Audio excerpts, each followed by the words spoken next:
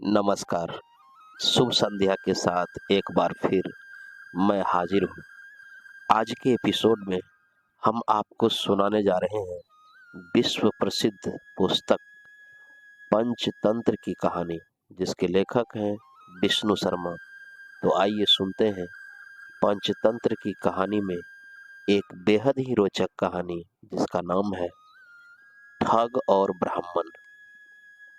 किसी स्थान पर मित्र शर्मा नाम का एक कर्मकांडी ब्राह्मण रहता था।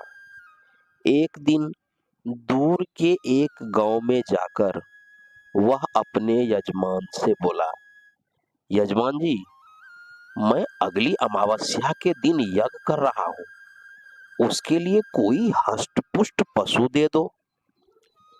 यजमान ने उसे एक मोटा ताजा बकरी का बच्चा दे दिया। रास्ते में बकरी का बच्चा ब्राह्मण को कुछ परेशान करने लगा, तो उसने उसे कंधे पर लाद लिया। आगे चलकर रास्ते में उसे 3 धूर्त मिले। तीनों भूख से व्याकुल थे।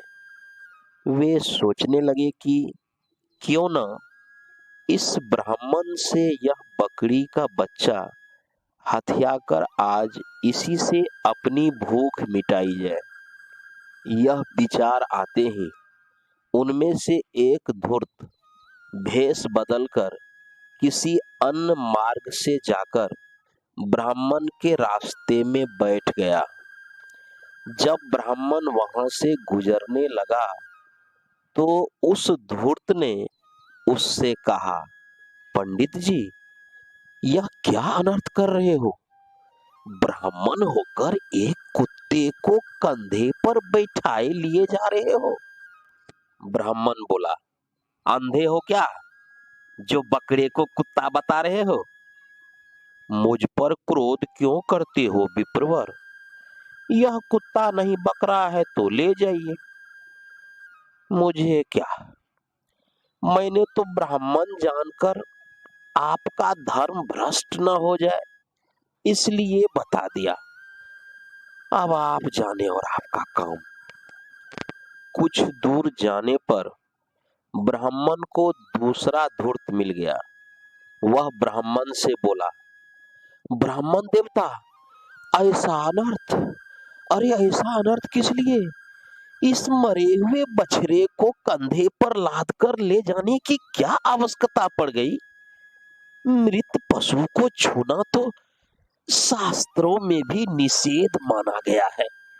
उसको छूने के बाद तो किसी पवित्र सरोवर अथवा नदी में जाकर स्नान करना पड़ता है। ब्राह्मण कुछ और आगे पहुंचा तो तीसरा धूर्त सामने आ गया। वह बोला, अरे महाराज, यह तो बहुत अनुचित कार्य कर रहे हैं आप। एक गधे को कंधे पर रखकर ढो रहे हैं। इससे पहले कि कोई आपको देख ले, उतार दीजिए इसे कंधे से। 3 स्थानों पर 3 व्यक्तियों के द्वारा बकरे के लिए अलग अलग नामों के संबोधन सुन ब्राह्मण को भी संशय हो गया कि यह बकरा नहीं है। उसने बकरे को भूमि पर पटक दिया और अपना पल्ला झाड़कर अपने रास्ते पर चला गया। उसके जाने के बाद तीनों धूर्त वहां इकट्ठे हुए और बकरी के बच्चे को उठाकर ले गए।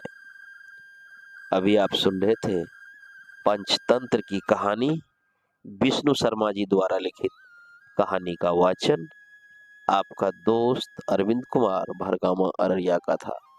कहानी अच्छी लगे तो लाइक करें, कमेंट करें, शेयर करें और हाँ, चैनल को सब्सक्राइब करना ना भूलें, ताकि आपकी सेवा में इसी तरह की और साहित्यिक कहानी लेकर आता रहूं।